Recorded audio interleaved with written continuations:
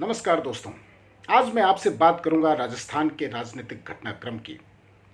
राजस्थान के मुख्यमंत्री अशोक गहलोत, जिन्हें बहुत ही नरम स्वभाव का माना जाता है, जिनकी भाषा बहुत संयत रहती है, जिन्हें यह माना जाता है कि बहुत डाउन टू अर्थ हैं, बहुत शालीन हैं, वो गहलोत अचानक बहुत ही गर्म, बहुत ही आक्रामक और तपती हुई भाषा का इस्तेमाल कर रहे हैं। उन्होंने अपने पुराने सहयोगी सचिन पायलट के बारे में कहा है कि वो जानते थे कि पायलट नकारा है और निकम्मा है। यानी वो अपने कैबिनेट में एक ऐसे उप मुख्यमंत्री के साथ काम कर रहे थे जिसकी क्षमता पर उन्हें संदेह था।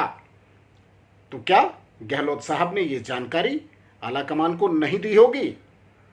और अगर गहलोत साहब अचानक ये कह रहे हैं तो क्या इसके पीछे कोई और कहानी है? मैंने मित्रों 2-3 दिन पहले एक अलग वीडियो में आपसे संवाद करते हुए आपको बताया था कि कांग्रेस में यूथ बनाम ओल्ड की लड़ाई किस तरह से तेज हो चली है। और राहुल गांधी 2013 में जयपुर के चिंतन शिविर में जब उन्होंने ये आगाज किया था कि वो एक नई टीम को लेकर के आगे बढ़ना चाहते हैं, उसी समय से उनके प्लान को फेल करने के लिए पार्टी के ओल्ड गार्ड्स सक्रिय हो गए थे। और राहुल गांधी अपने मिशन में कामयाब नहीं हुए और जो भी लोग एक एक करके कांग्रेस से बाहर जाते हुए नजर आ रहे हैं वो कभी ना कभी राहुल गांधी की टीम का हिस्सा थे। ज्योतिरादित्य सिंधिया वो राहुल गांधी के दाएं या बाएं होते थे। सचिन पायलट जब दिल्ली में थे तो राहुल गांधी के दाएं या बाएं होते थे। तमाम ऐसे नेता, मिलिंद देवड़ा का नाम लीजिए, जितिन प्रसाद का नाम लीजिए, दीपेंद्र हुड्डा फिर से आ गए चुनाव के पहले। भूपेंद्र हुड्डा ने जिस तरह से आंख दिखाई थी, पार्टी को लग रहा था शायद वो भी जाएंगे, लेकिन फिलहाल वो अभी हैं। लेकिन आप तमाम ऐसे नेताओं की, युवा नेताओं की लिस्ट देखिए जो राहुल गांधी के करीबी थे लेकिन पार्टी में या तो हाशिए पर हैं या फिर वो अपना रास्ता तलाशने की जुगत में हैं। तो गहलोत ने अचानक जो पायलट पर हमला बोला है और जो इस तरह की भाषा इस्तेमाल की है, क्या उनके निशाने पर केवल पायलट हैं या फिर कांग्रेस का वो नेतृत्व भी है जिसने अभी कहीं ना कहीं एक रास्ता खोल रखा है सचिन की वापसी का? और ये पर्दे के पीछे से बातें चल रही हैं कि सचिन को कहा जा रहा है, मनाने की कोशिश हो रही है कि अगर वो वापस आते हैं तो उनके मान सम्मान का ख्याल रखा जाएगा। लेकिन गहलोत ने शायद अब ठान लिया है कि गहलोत की पायलट न तो अब राजस्थान में और न ही केंद्रीय स्तर पर किसी भी भूमिका में वापस आ सकते हैं। और ये गहलोत ने जो रेड सिग्नल दिखाया है उस रेड सिग्नल के बहुत मायने हैं। गहलोत जिस तरह की भाषा इस्तेमाल कर रहे हैं वो उनकी हताशा भी हो सकती है। हो सकता है नंबर गेम में कोई बात कुछ गड़बड़ हो रही हो या फिर अंदर खाने कोई ऐसी बात चल रही हो जिससे गहलोत को ये लगता हो कि शायद केंद्रीय नेतृत्व उनके नाम पर कंप्रोमाइज कर सकता है। यानी सचिन पायलट नहीं, गहलोत नहीं, कोई तीसरा व्यक्ति राजस्थान में फेस बन करके सामने आ सकता है। इस तरह की सुलह की कोशिश अगर कहीं हो रही है, अगर पर्दे के पीछे कोई कहानी ऐसी चल रही है तो गहलोत ऐसी सारी कहानी को खत्म कर देना चाहते हैं। और गहलोत ने जब ये कहा कि पायलट नकारा थे, निकम्मा थे, और पायलट की प्रतिक्रिया भी सामने आई है, उन्होंने कहा है कि मुझे इन आरोपों से दुख हुआ है लेकिन हैरानी नहीं।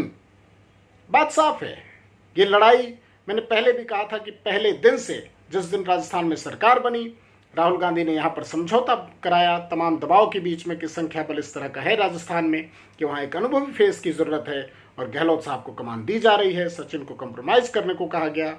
लेकिन उसी दिन से एक दरार पड़ गई थी।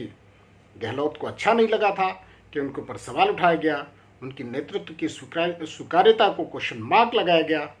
और पायलट को ये रास नहीं आया कि जब उनके नेतृत्व में प्रदेश का चुनाव लड़ा गया, उन्हें प्रदेश अध्यक्ष बना करके कमान सौंपी गई थी कि जाइए प्रदेश में चुनाव जिताइए और आपको प्रदेश की कमान भी दी जाएगी, जैसा बार बार चर्चाओं में आता रहा है कि राहुल गांधी ने उनको कमिटमेंट किया था। लेकिन वो बात पूरी नहीं हुई। उधर गहलोत साहब अपनी बात पर अड़े रहे, पायलट साहब अपनी बात पर अड़े रहे, एक समझौता हुआ। उस समझौते के बाद जब सरकार चलने लगी तो ये दरार सरकार के संचालन में भी नजर आने लगी। और अब गहलोत बहुत खुल के आरोप लगा रहे हैं कि वो कभी सचिवालय में नहीं आते थे, पायलट कभी दिल्ली चुपके चुपके चले जाते थे, विदेश चले जाते थे। तो इतने समय तक प्रदेश में, क्या आपको लगता है जो व्यक्ति अचानक कितने आरोप लगा रहा है, क्या वो मौन साध करके बैठा था?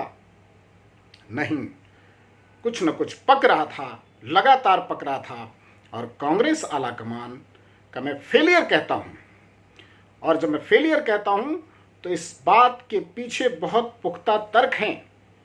कांग्रेस आलाकमान का फेलियर ये था कि वो इस बात को समझने में नाकाम रहे कि बात किस तरह से बिगड़ती चली जा रही है।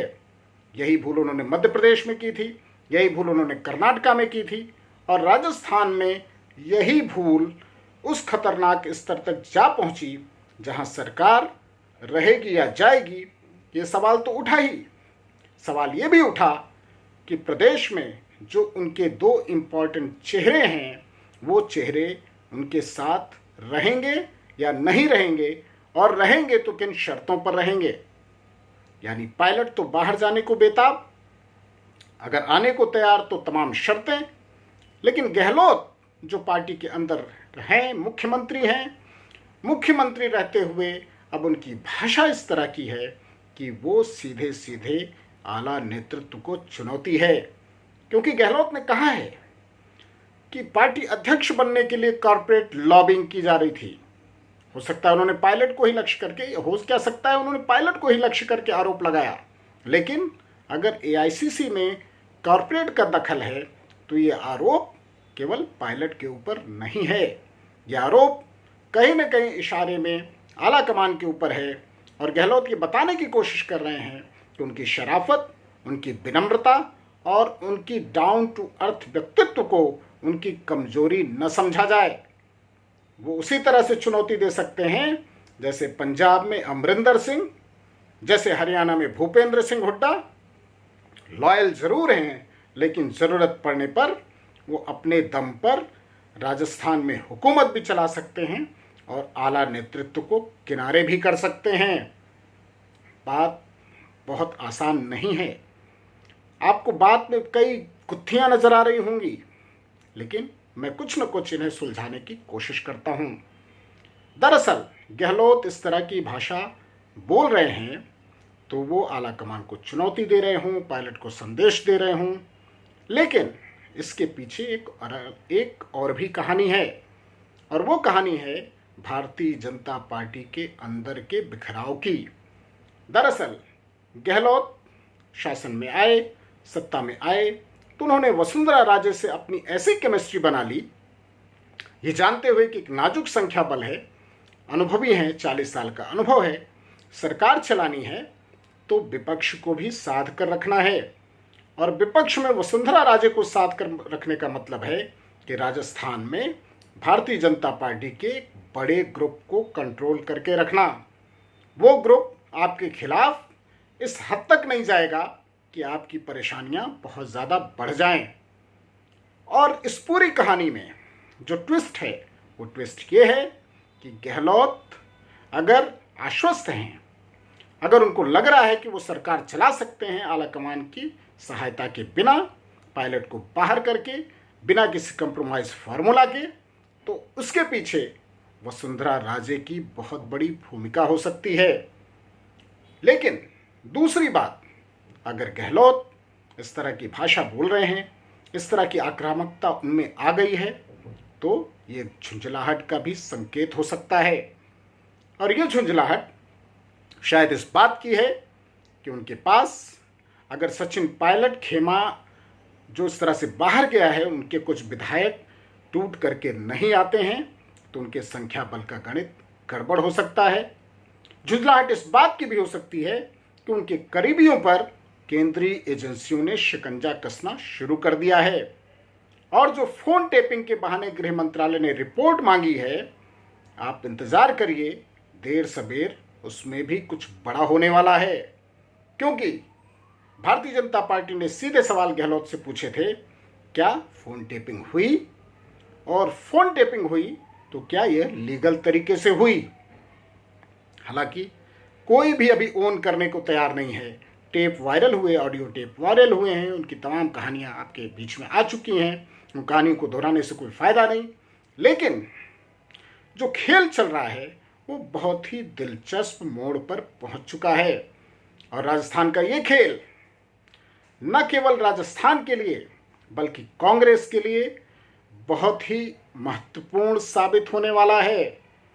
क्योंकि अब अगर बात यह है कि गहलोत ने आला कमान को चैलेंज किया है, तो राहुल गांधी की आने वाली पारी और भी ज़्यादा जटिल हो सकती है। आने वाली पारी मैं इसलिए कह रहा हूं कि पार्टी में एक वर्ग चाहता है कि राहुल गांधी फिर से अध्यक्ष बने।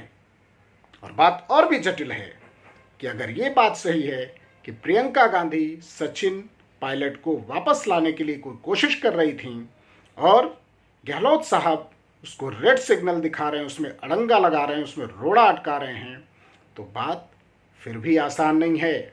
और गहलोत साहब के लिए आने वाले दिन शायद बहुत आसान नहीं होंगे। गहलोत साहब को न केवल अंदर से चैलेंज मिलेगा, बल्कि उनको ये साबित करना होगा कि अगर उन्होंने आंख दिखाई है तो उनके पास ये क्षमता है साबित करने की कि राजस्थान में उनका कोई विकल्प कांग्रेस के पास नहीं है। तो दोस्तों, ये लड़ाई चलती रहेगी। अभी बहुत दिलचस्प चीज़ें होंगी, बहुत उठापटक होगी, अदालत में भी कोई ना कोई फैसला आएगा, उसके बाद भी हो सकता है कोई नया घटनाक्रम आपको देखने को मिले। मैं आपसे बात करता रहूँगा। फिलहाल के लिए इतना ही। बहुत बहुत धन्यवाद।